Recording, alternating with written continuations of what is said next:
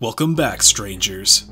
Burke, Hare, and the London Burkers are not the only disturbing body snatcher stories. Today, with our friend Sir Spooks, we will tell you 3 chilling, true body snatcher stories. Be sure to check out Sir Spooks' channel. He makes amazing creepy content ranging from countdowns, to scary stories, to exploring creepy abandoned locations. Make sure to check out his video on the body snatchers Burke, Hare, and the London Burkers after our video on 3 chilling, true body snatcher stories. One morning in October of 1826, sailors were loading 3 barrels labeled bitter salts aboard a boat at George's Dock in Liverpool.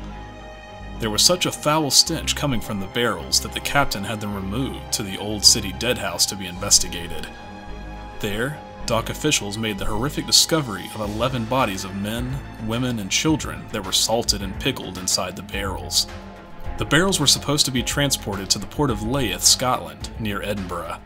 It is believed the bodies were headed to desperate anatomists in Scottish medical schools who were paying between £10 to £15 for bodies brought from England. There were only 55 legal medical cadavers to be distributed each year in Scotland, but demand was so high at the time it is believed that anatomists were dissecting over 500 illegal bodies a year. When questioned, the shipper who had transported the containers to the dock revealed that he had taken them from a large house with cellars situated opposite of what is now the Everyman Theatre.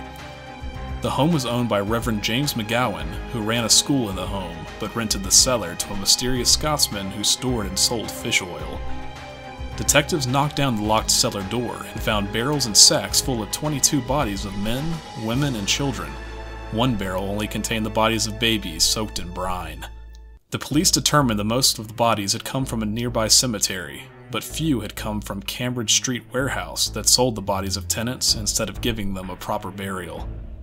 The mysterious Scotsman was never found, but James Donaldson, a body snatcher who may have been connected to the case, was convicted and sentenced to a year in Kirkdale prison. In Dublin, Ireland, Kavanagh's pub holds the proud title of being the oldest family-run pub in the city.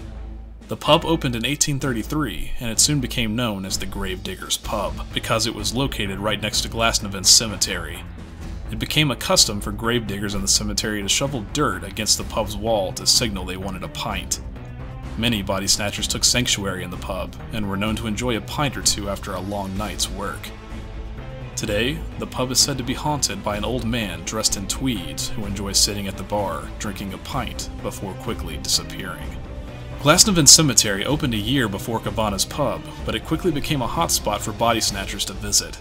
The Dublin Anatomy School and Royal College of Surgeons required a vast number of bodies for dissection in Dublin. Adult bodies were worth £2, while children's bodies were sold by inch. 12-foot walls were built around the cemetery to protect from grave robbers and body snatchers. Watchtowers were quickly built along the perimeter, but it eventually became necessary for mobile watchtowers to be built and moved around to guard the fresh graves. The cemetery tried placing heavy slabs over important graves, installed cages around others, and employed a team of watchmen to protect the remains of people's loved ones. Today, Glasnevin Cemetery is the final resting place of 1.5 million people across its 124 acres.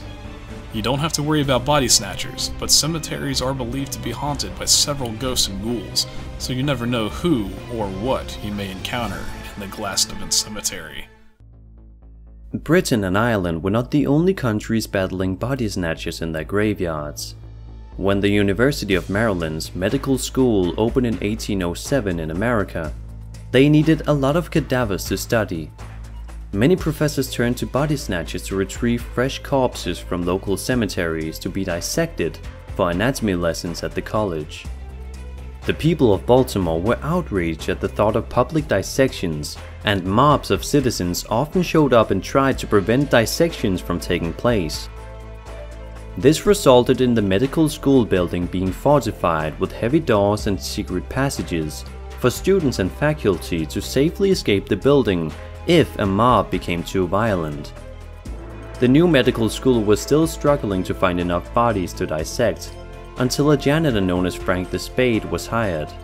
Frank would follow funeral processions to a cemetery and would go back at night to get the body. Frank was so successful that the college found itself to have too many corpses and began shipping the extras to other schools along the East Coast. pickled in barrels of whiskey. In a September of 1830 letter to Bowdoin College in Maine, a Baltimore professor was quoted saying, "Frank, our body snatcher, a better man never lifted a spade, and confer with him on the matter. We can get them without any difficulty present." And the professor went on to quote the price of whiskey needed, cost of the barrel, and price of the body. It came down to $50 a body, or $2,500 in today's money. It is said that after removing a portion of the original whiskey from the barrels to make room for his specimens, Frank sold the extra booze to local barkeeps. Some local legends say that those who received the bodies in whiskey would also sell the liquor as exotic whiskey from the great city of Baltimore. Thank you to our friend Sir Spooks for sneaking in and narrating that last part. Be sure to check out his video we helped him make on his channel on the most infamous murdering body snatchers, William Burke, William Hare, and the London Burkers. Thanks strangers for watching. We hope you enjoyed this video. Remember to like, comment, and subscribe. Also, be sure to check out Sir Spooks and our other social media accounts, including our new channel, Stay Strange. We greatly appreciate all of your continued support, and as always, stay strange.